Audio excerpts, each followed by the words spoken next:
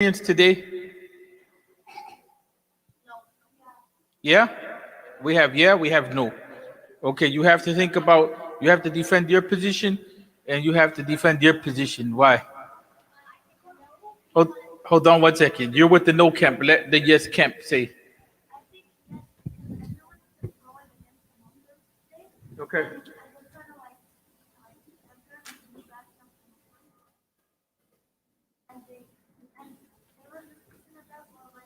Speak louder.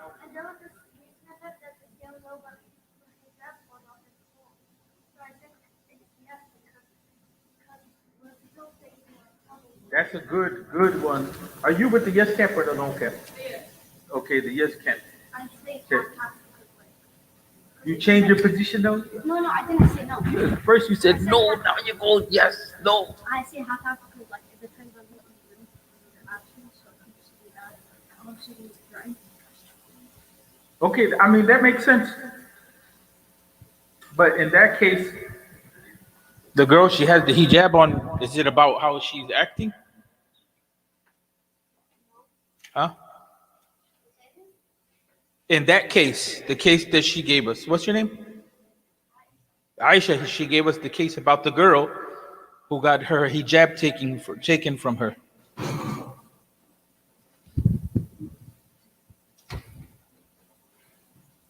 Does your answer work in that case? It's true. Sometimes the people, the way we act, they respond to the way we act. But in that case, what's her problem? Is that her fault? No. So, and then, so you said no. Okay, why?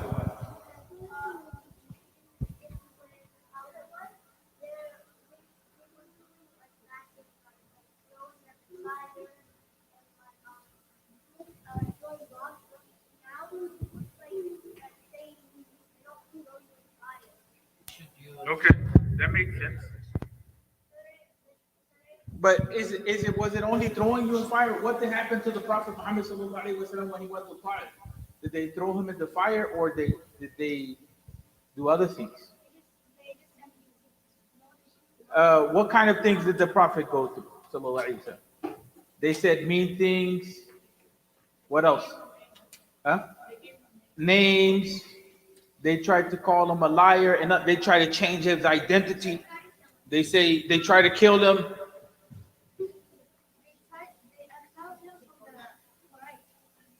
That's enough. Yeah, that's the extreme part. That at the end they made him leave. Do we have a situation where Muslims today maybe they may be suffering because of their Islam? Maybe they're tortured. Does anybody have a case like that? Maybe you're too young. Maybe you're too young to. How about the adults? France. What's happening in France? They're having a good time eating French fries. In France, they're changing the law where if you have a Muslim name, they're going to ban it. If you have a hijab, you can't walk into a supermarket. That's what's happening right now in France as we speak. What about the Muslims in China? They get to just eat Chinese food and have a good time, and that's it.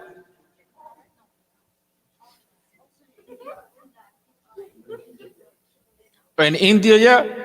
Okay, those are extreme examples. Hold on a second. You were in the yes camp. Okay. Could be both like mental and physical. Like right now we have like, I was gonna You always have to be like the teacher.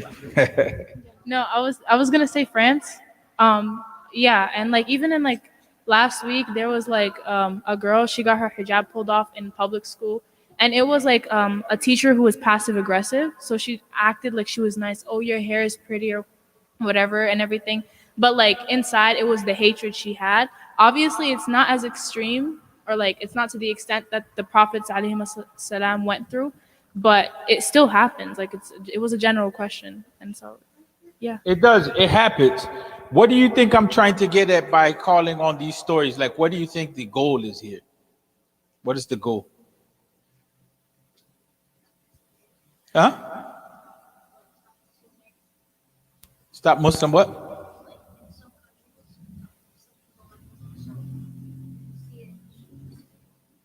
Okay, that's a response. Speak out. But what do you think my goal is?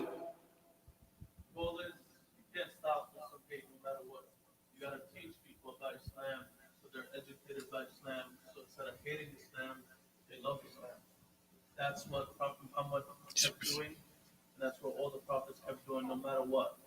Okay, but no, but I want to see what do you think my goal is in saying asking you about the lives of the prophets alayhi salam, and what they went through, and then talking about how it relates to today's time. Aisha. You need the microphone. We can't hear you.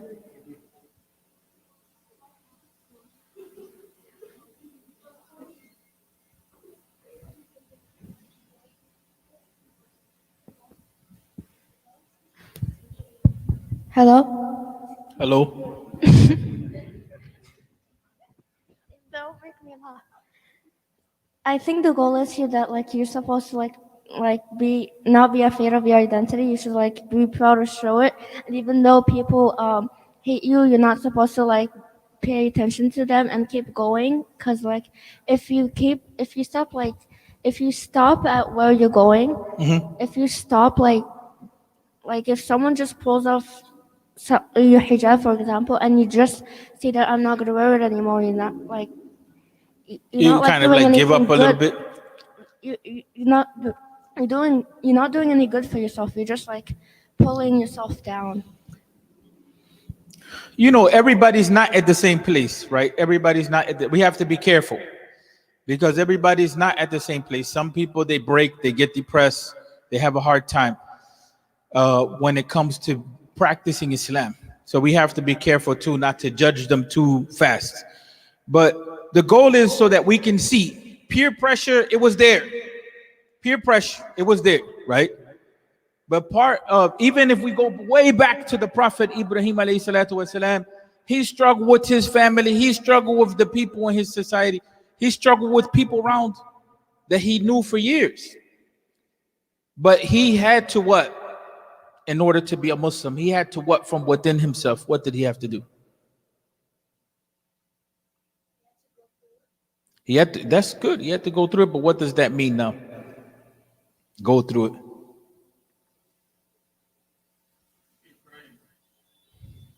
That's practical, yeah. Keep praying, but what does that mean that he had to go? We'll come back to you. Clear your thinking up a little bit. Does anybody want to build on that? Clarify that. This part of the girls is lit up. That part of the girls is silent in the middle. Come on, we need to have some balance here. Boys, I need some help here.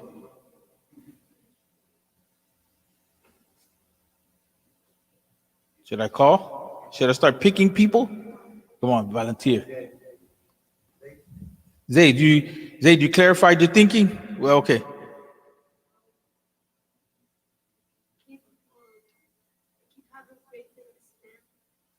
Yeah, you keep having faith in Islam. That works. It's going to be a challenge. It's going to be a challenge. Why is it a challenge? Because what if you're a Muslim? Okay, you're in an environment where people are not Muslim. What is the challenge there? You're a Muslim, you're in an environment where people are not Muslim.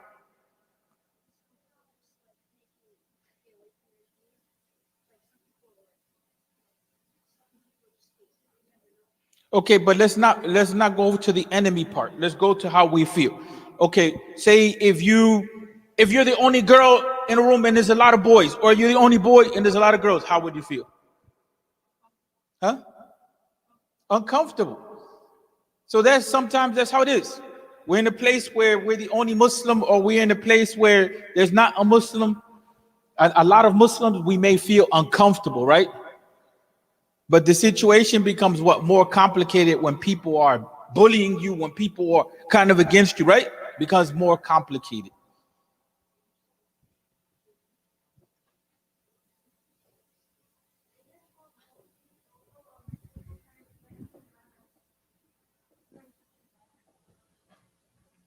can't hear you too much. Hello? Hello? I think it also gets complicated when people start to threaten you, like with things that you don't want to happen. Like they're probably like gonna like beat you up or something. So people are like just gonna keep threatening you unless if you they're just gonna keep threatening you. They're gonna keep they're gonna give you like threats really Okay, bad let's not things. go to the extreme with the threats. Let's stay with the part you may feel uncomfortable. Let me ask you another question. How many of you talk to your parents about this stuff? What'd you go through? Raise your hands. Be honest, raise your hands. How many? None? Huh? Why? That's an honest answer.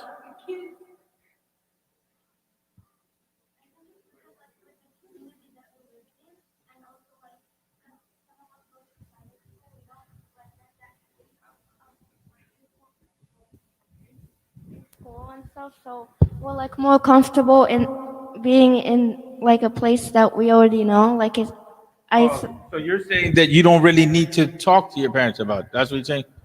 no, it's because like some of us actually go to Islamic school. Okay. So, So like- then what happens there? No one like bullies you. No one like bullies you. Like everyone is in one religion, so like you don't get like Aisha, I just don't believe that. I used to be a teacher at Islamic school. like people can still bully you. Yeah, they can still bully you. Yeah, but In what ways can they still bully you? like be like for being smart, being like a nerd or something. Right. So then now you give us another example. Now we started off with one example that we may feel uncomfortable, we may feel bullied coming from the non-Muslims, and then now we're over here, we may feel what? Uncomfortable, bullied from who? Muslims. Okay, so how do you work through that? How do you work through that? Somebody said before, you pray, you keep going. How do you work through it?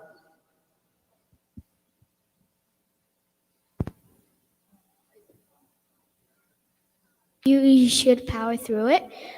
You should what? You should power through it. What does that mean? It means when you're in a like let's say like an uncomfortable place, you wanna like power through or like go through it to like even if you know it, but you know after your result is gonna be better than your outcome is gonna be better, and when you power through it means like when you're going through something and you're pushing yourself to the limit to get your better results. Whoa. Who was the one that said speak out over here before earlier?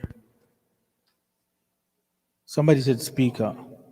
Yeah, you were the one. You were the one. Yeah, sometimes you have to speak out for yourself, right? How?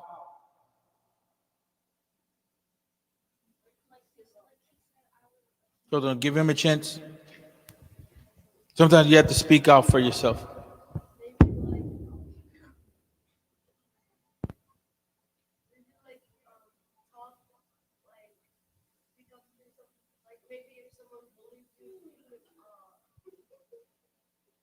You laugh about it?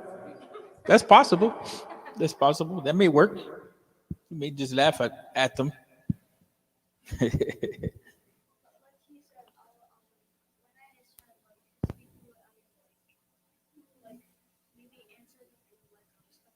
Oh, yeah. That works. Did the prophets speak out for themselves when it came to what they believed and what they practice? Did they speak out or they stay quiet?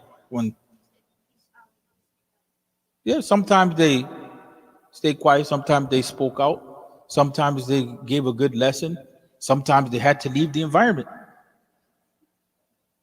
Ibrahim alayhi salatu wasalam, he had to leave the environment. Did the Prophet sallallahu alaihi wasallam stay in that environment where he was being bullied, and did he stay there too? For some time, and then what? And then he left. Some environments you can't continue to stay in.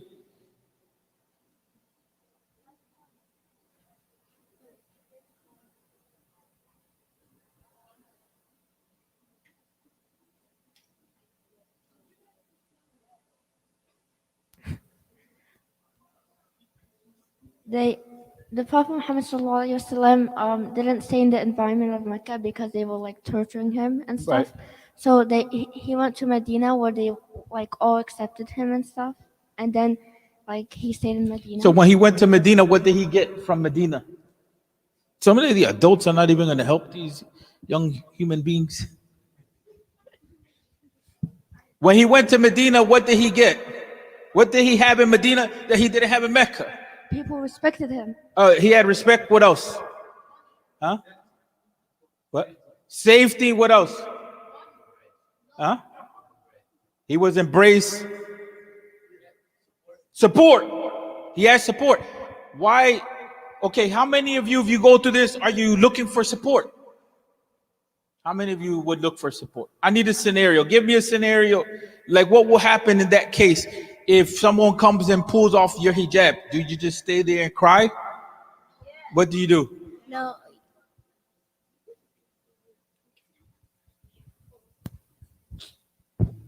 I would take it back and put it back on. Take it off and put it. If they want to start a fight, I would fight. Oh, you will fight.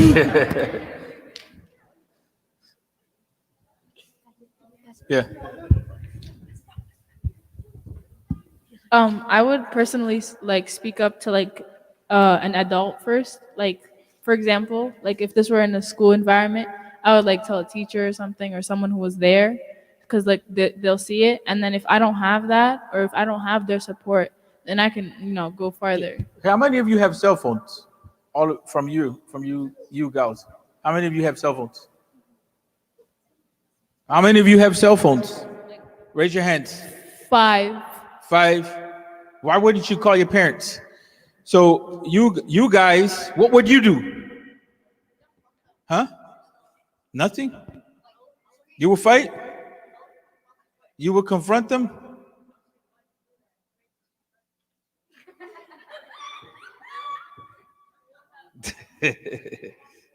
You think that why are you laughing at that? What's so funny about that one?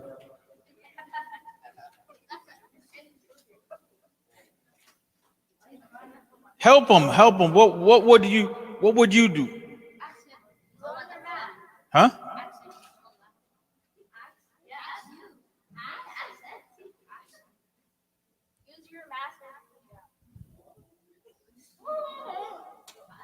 Guys, we have to work on being more solution oriented, right? So first, like if that happened, I would like go to like someone, like if someone had pulled off my hijab, I would go like to the bathroom and fix it, or probably tell a teacher. And if the teacher did it, I would go to the principal what happened, and if the principal didn't do it, I would like file a police report. Oh, okay. It's harassment. Guys, listen. The girls are having ideas about how they deal with this. We can't just have we're gonna laugh at it or we're gonna fight. We have to have a plan. We have to have some sort of plan here. I would call the cops because that's considered a hate crime, and I can justify it as a case in court, and I can get money from it. So if we take the approach, how many minutes do we have left? Are we almost out of time? If we take the approach of fighting back at the moment, is that going to work in our favor or no? Why? Well, it depends. It depends on the people you're surrounded with. It does depend. But we have different age groups here. You got to remember that. So your response, remember, different ages are going to respond in different ways. But for that crowd that's saying, I'll file a police report, is fighting back in the moment going to help you? Say if there's no violence involved. Yeah. After maybe just pulling off your hijab and you didn't get hurt, would punching the person in the face help you in that case? No. You can't fight fire with fire. It may make the case worse for you.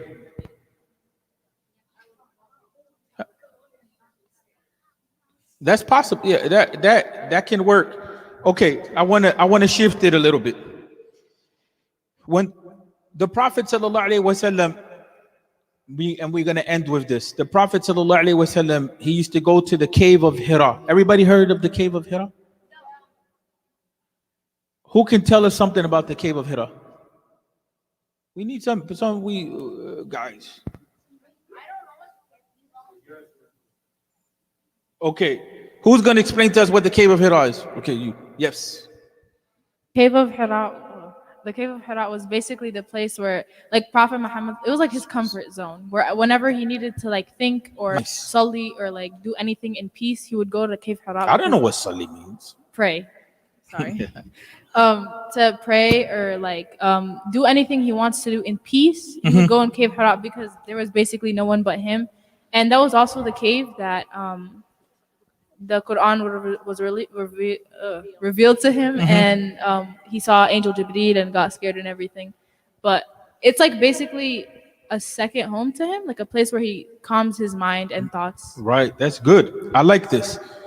Guys, you're going to have to work on your seerah knowledge. Okay, so this point is exactly what I wanted to get to. Do you think we need to take a break sometimes just to be calm and relax and renew ourselves off the video games, off the problems? Yes or no? Okay, so we're out of time and we have something for the next time. You guys are saying, no, we don't. And the girls are saying, yes, we do. And guess what? I'm going to say this to you. We'll talk about the benefit of doing that, but I'm going to tell you, you can't continue to be 15 years old, 18 years old, 19 years old, 20 years old, and you expect to get married, and the only thing that you're doing is playing video games. Yes, you have to begin to prepare for life, guys, and take things a little more serious. It's good to joke, it's good to play games, but you have to take that responsibility, right? If you became a gamer, that's maybe a different story, right? But we're going to stop there. Somebody just summarize for me 1 or 2 points of what we get. Or you want to do that part? No. Come on. This is your ceremony. I don't want to take your spot.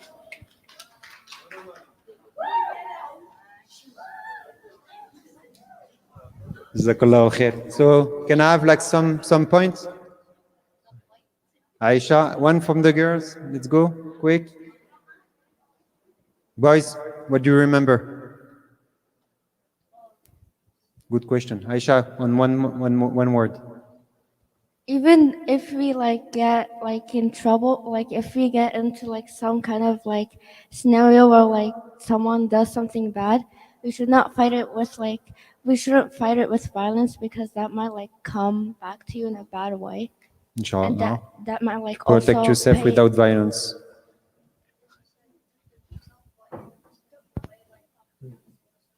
Protect yourself in a respectful way. Bashar?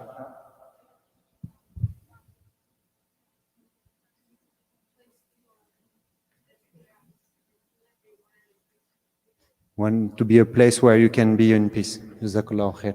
Jazakallah khair, Sheikh.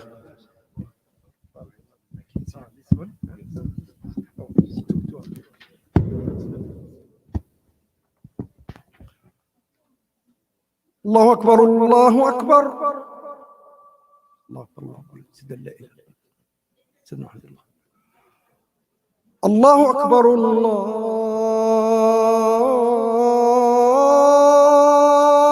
أكبر